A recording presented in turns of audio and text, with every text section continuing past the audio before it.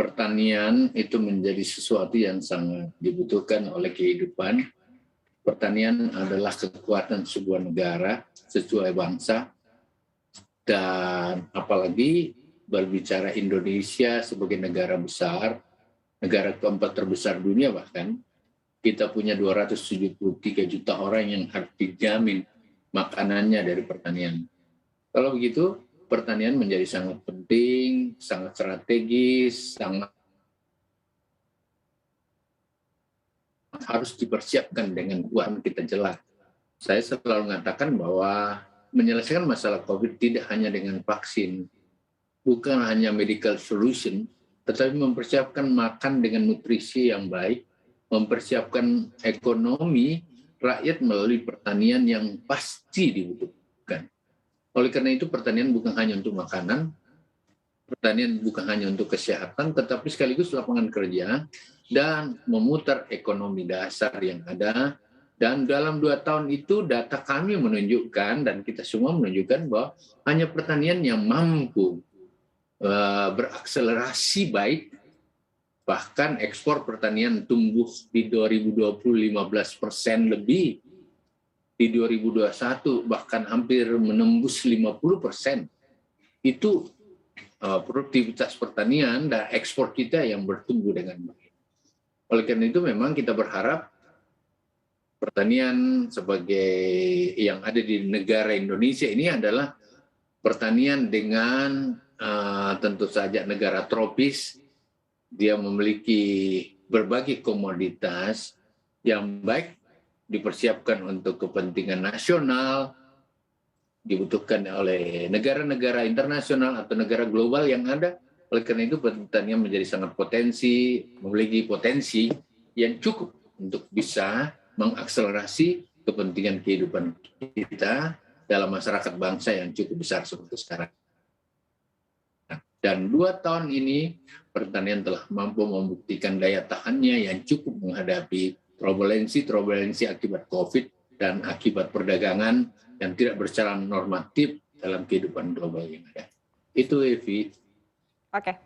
Oke, kemudian Pak, yang salah satu PR besar begitu ya untuk Kementerian Pertanian juga adalah untuk meningkatkan daya saing dari produk-produk pertanian begitu Pak, agar tidak kalah tentunya dari gempuran produk impor. Nah, ini kira-kira upaya atau langkah-langkah yang sudah dilakukan oleh Kementerian Pertanian sejauh ini seperti apa Pak? Ya, seperti yang kita lihat bahwa pertanian kita memiliki kemampuan dan resistensi menghadapi berbagai dinamika kebutuhan masyarakat.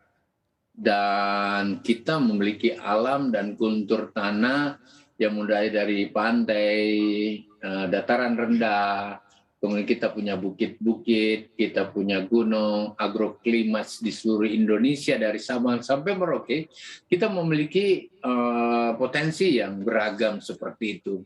Oleh karena itu kita memiliki komoditas-komoditas yang beragam pula, yang tidak hanya kita bisa produksi untuk kepentingan nasional, tetapi sekaligus kita bisa menerobos ekspor yang ada atau memenuhi kebutuhan global yang ada. Nah, saya tadi sudah menceritakan bahwa pertumbuhan ekspor kita naik 15,4 di 2020, 50% lebih di 2020 dunia. Tidak hanya itu, bahkan tanaman-tanaman hias kita sekarang menjadi tanaman-tanaman pilihan dari semua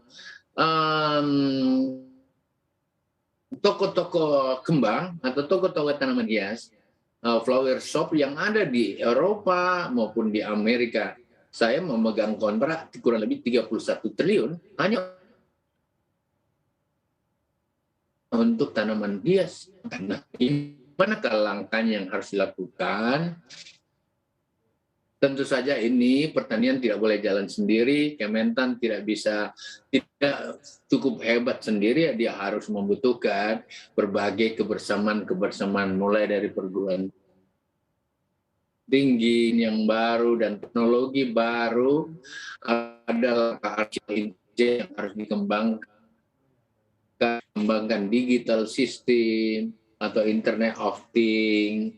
Mungkin saja CCTV udah main untuk menjaga berbagai hal-hal yang harus terdeteksi atas kepentingan alam dan cuaca yang ada. Dan langkah ini memang di Kementan itu sudah membuat berbagai istilah kami itu CB, cara bertindak 1, 2, 3, sampai 5. Dan cara bertindak 5 harus 3 kali ekspor yuk. Oleh karena itu semua kabupaten tidak boleh tidak ekspor. Dan ternyata kita bisa. Kemarin waktu Merdeka ekspor itu tinggal 71 dari 500 lebih provinsi yang tidak ekspor. Tanggal 30 Desember ini kami akan ekspor dari 34 provinsi dan nilainya itu 10 triliun. Oke. Kalau begitu kita punya kemampuan untuk melakukan langkah-langkah yang kuat. Caranya tentu yang pertama, ya tadi kita petahkan potensi-potensi yang kita miliki, kita wilayahkan potensi-potensi yang miliki, kita mempunyai agenda-agenda yang jelas, ada agenda untuk ketahanan pangan nasional, ada perluasan lahan yang harus dilakukan, ada diversifikasi dan variasi-variasi makanan yang harus dipersiapkan. Contohnya tidak harus kenyang dengan hanya beras. Kita bisa dengan ubi, kita bisa dengan pisang, kita bisa jagung, kita bisa dengan sorghum, kita bisa dengan talas, kita bisa dengan sagu, dan lain-lain sebagainya. Misalnya contohnya seperti itu.